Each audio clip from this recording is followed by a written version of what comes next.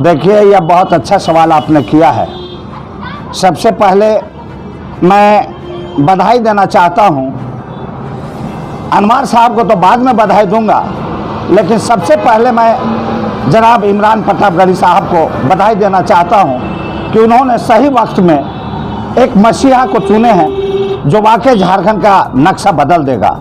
आज अरुकारजन साहब खड़गे साहब जो राष्ट्रीय अध्यक्ष हैं कांग्रेस के, और श्रीमती सोनिया गांधी, राहुल जी, इनका मैं आभारी हूं कि उन्होंने जो है सही वक्त में, आज चुनाव का दौर आने वाला है 24 में, और ऐसे मौका में हमारे खास करके बुनकरों के एक मसीहा जो अनवर साहब हैं। आपको मालूम होगा कि जनाब अब्दुल रज्जाक साहब मरहूम एक बहुत बड़े गरीब परवर मसीहा थे, गरीबों के मसीहा थे।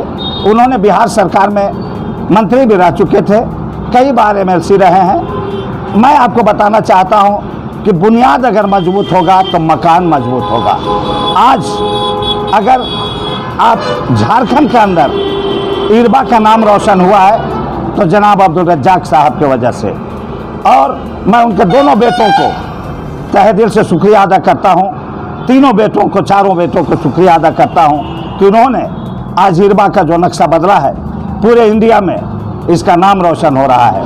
आज अनवर साहब को जो चुना गया है, अनवर साहब बहुत ही गरीबों के मसीहा और बुनकरों के मसीहा और ख़ास करके बहुत गरीब परवर हैं। इन्होंने पार्टी के हित में अपने बापों के नक्शे कदम पर, अपने बाप के नक्शे कदम पर चला है, और आज तक इन्होंने कांग्रेस का दामन छोड़ा नहीं है, और आज तक इन्होंने हमें से जोड़ के रखने का प्रयास किया है। मोमिन कॉन्फ्रेंस हो या बुनकर समाज हो, सबको इन्होंने जोड़ के रखा है। इमरान प्रतापगढ़ी ने इसको गहराई से सोचा है, और उसके बाद अनवर साहब को जो चुना है। आज ये आपको मैदानता हॉस्पिटल देखने को मिल रहा है, ये स्कूल जो देखने को मिल रहा है। आज इरबा में 200 रुपये ज़मीन डिसमिल बिक रहा था, आज 10 लाख रुपए ज़मीन बिक रहा है। ये जनाब रज्जाक साहब का देन है। आज कम से कम यहाँ school, college, nursing, cancer hospital, सारे चीज़ों का देन आज रज्जाक साहब का है, और उनके बेटों का बहुत बड़ा योगदान रहा है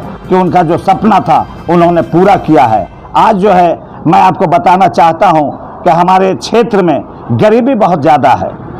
अनवर साहब ने एक बहुत बड़ा, इनका उम्र नहीं है, लेकिन इन्होंने अपने बापों के नक्शे कदम पर चला है। कितने गरीबों का, बेटियों का शादी इन्होंने कराया है, कितने बेसहारा को इलाज इन्होंने कराया है, और ख़ास करके पार्टी हित में जो भी काम आया है, हर चीज़ को इन्होंने ताक में रख करके पार्टी का काम इन्होंने बहुत अच्छे तरीके से किया है, और हमेशा कांग्रेस का दामन इन्होंने बचा के रखा है और कांग्रेस के हित में ही काम किया है।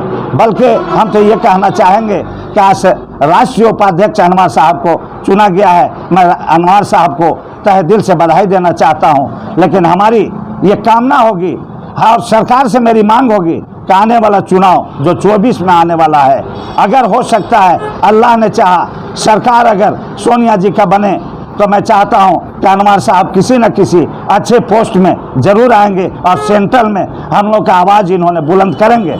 आशा ही नहीं, उम्मीद है कि अभी भी अनवर साहब को जो पोस्ट मिला है, इसके अंदर हमारी आवाज़ दिल्ली में गूंजेगा ज़रूर, चूँकि अनवर साहब एक बहुत गरीबों के मसीहा हैं।